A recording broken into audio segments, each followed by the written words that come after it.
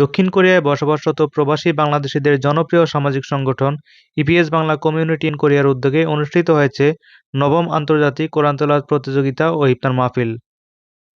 দক্ষিণ কোরিয়ার আনসান মসজিদে আয়োজিত এই অনুষ্ঠানে প্রায় ৮ শতাধিক মুসল্লির সমাগম ঘটে।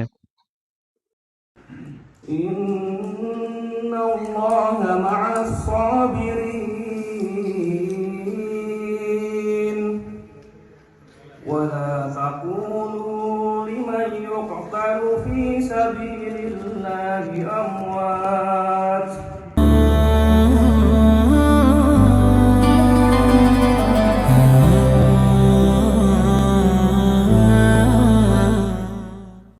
অনুষ্ঠানে অতিথি হিসেবে উপস্থিত ছিলেন বাংলাদেশ দূতাবাসের কর্মকর্তা, বিভিন্ন সংগঠনের প্রতিনিধি ও বিশিষ্ট ব্যবসায়ীবর্গ।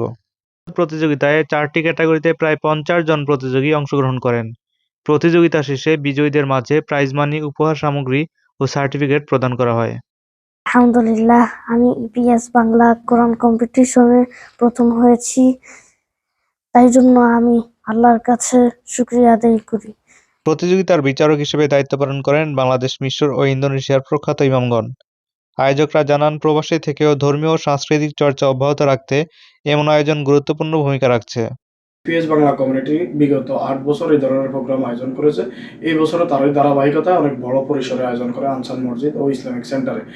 আমরা আশা করি ইপিএস বাংলা কমিউনিটি বিগত সময়ের মধ্যে অদূর ভবিষ্যতে কোরআন তেলাওয়াত ও ইফতার মাহফিল প্রোগ্রাম আরো বড় পরিসরে আরো বড় করে আয়োজন করবে ইনশাআল্লাহ। দক্ষিণ কোরিয়ার বিভিন্ন স্থান থেকে এসে আমাদের অনুষ্ঠানে উপস্থিত হয়েছেন, এই জন্য আপনাদের সকলকে অসংখ্য ধন্যবাদ। আশা করি আপনারা আমাদের বিভিন্ন অনলাইন এবং অফলাইন কার্যক্রমগুলোতে স্বতঃস্ফূর্তভাবে অংশগ্রহণ করবেন। প্রবাস জীবনের ব্যস্ততার মাঝেও ধর্মীয় মূল্যবোধ ও সংস্কৃতিকে ধরে রাখতে এই ধরনের উদ্যোগকে ইতিবাচকভাবে দেখছেন কোরিয়া বসবাসরত প্রবাসী বাংলাদেশিরা। দক্ষিণ কোরিয়া থেকে মাহমুদুল হাসান, চ্যানেল 24।